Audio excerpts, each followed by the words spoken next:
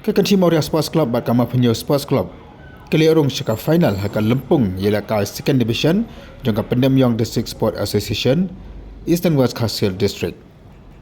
Kini tim mentakasni kala job akan ialah kai semifinal ke bala peluang hapa manandam maulum. Dengan dia jeng urung kini ki atli mentah kala kiyo syaka kedan first division.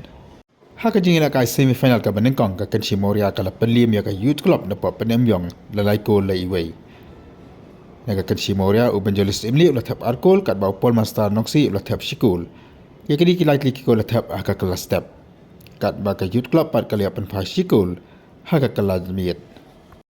Ya ka shikul nyaka youth club pat lah thap du comparing do. Ka jingila kai kalong ka ba internet haka baka Kynshi Mawria kali bah haka first half dan ni ka kelas step kat ba na lang ka youth club pat kali bah haka second half dan ni ka kelas miet. Haka bakal kon teng balik kon doyak banyak penyakai barka Kynshi Mawria ndai hadu ko bakut jing lakai Kynshi Mawria kala tam lai la iwei.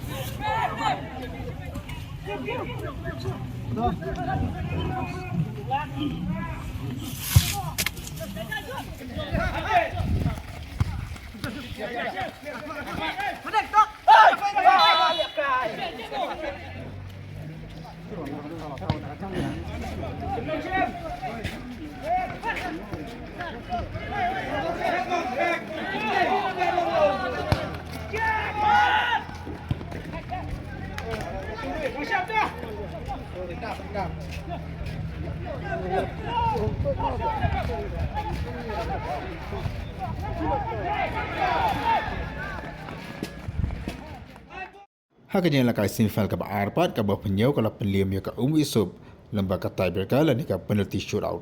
Kani kalong hadirin bagi atlet tim kali khaj marsikul. Hadirin balakut kepor balabu penyelakai.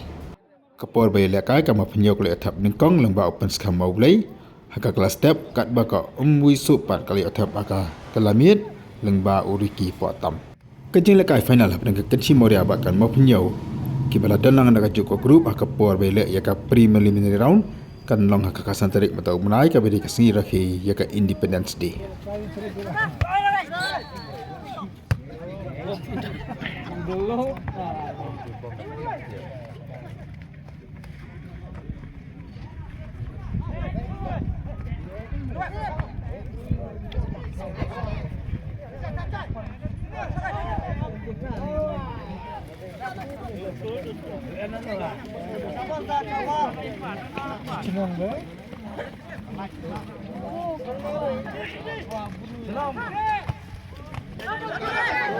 Di kamar.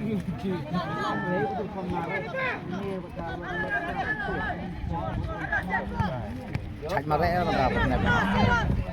Như quần tiệc vào liền.